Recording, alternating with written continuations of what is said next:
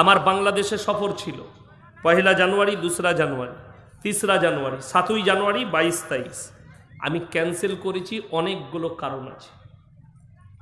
বাংলাদেশে আমার ভালোবাসার অনেক মানুষ আছে, আমি গেলে আমি জানি কতগুলো ভিড় হতে পারে, কত লোকের জামায়াত হতে পারে। ওই জন্যে আমি কিছু পরিস্থিতির ওপরে নজর রেখে আমি বাংলাদেশ সফর ক্যান্সেল করতে বাধ্য হয়েছি। অনেকগুলো পরিস্থিতি, দেশের পরিস্থিতি, আভ্যন্তরিক পরিস্থিতি এবং কিছু সামাজিক পরিস্থিতির ওপরে নজর দিয়ে আমি ক্যান্সেল করেছি। কেন? এখানে অনেকগুলো কথা থাকবে। অনেক বাংলাদেশি মনে করে যে ইয়াসিন সাহেব হয়তো বাংলাদেশের পক্ষে বলেছে, হাসিনার বিপক্ষে বলেছে, এখানে দাওয়াত দিবার জন্য। আমি যে ডেটগুলো নিয়েছিলাম ভারতের মুদ্রায় 1 লাখ টাকা করে বুক করেছিলাম, ভারতের টাকা, তা না হলে দাওয়াত লোব না বলে দিয়েছিলাম। বুকও হয়েছিল দিনে রাতে। টাকার প্রতি লোভ থাকলে আমি যেতাম না। টাকার প্রতি আমার লোভ নাই।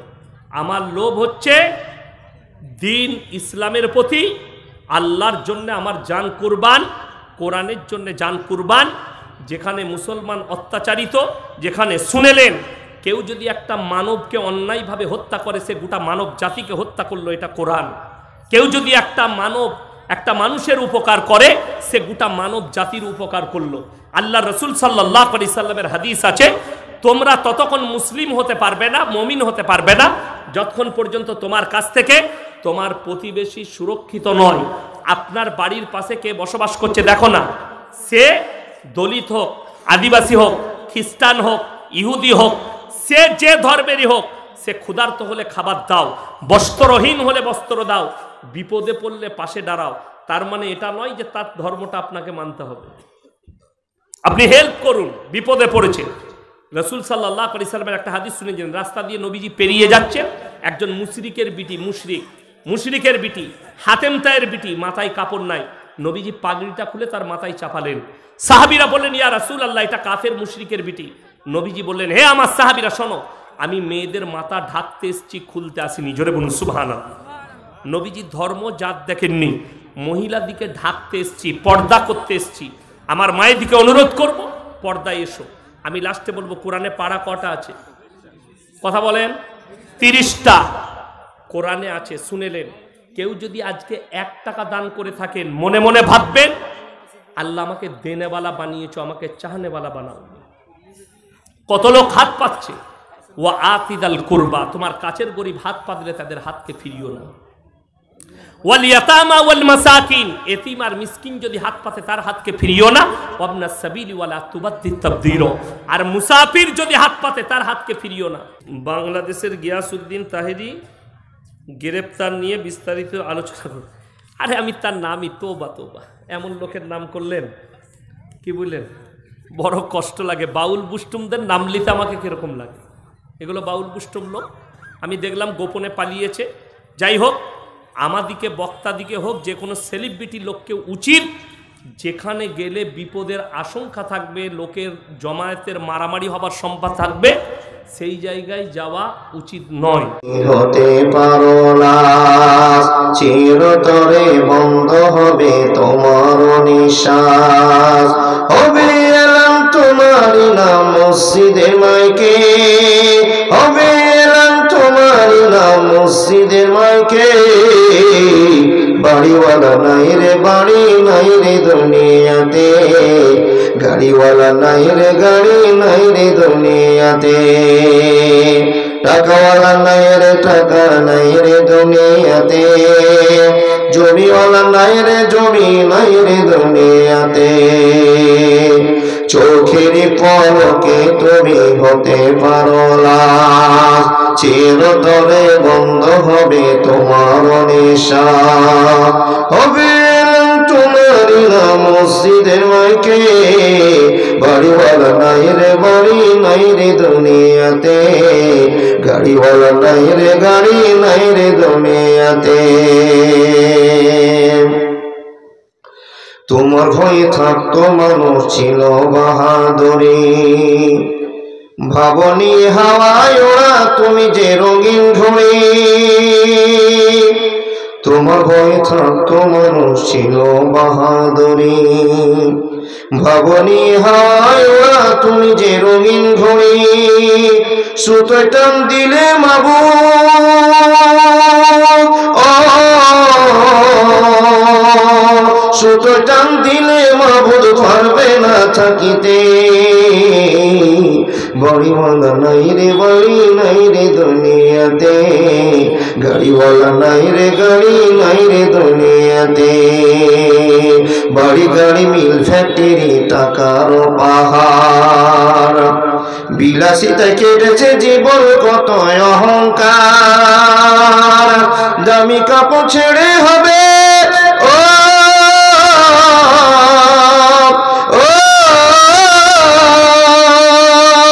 দামি কাপড় ছেড়ে হবে দামি কাপড় ছেড়ে হবে সাদা কাফন পরিতে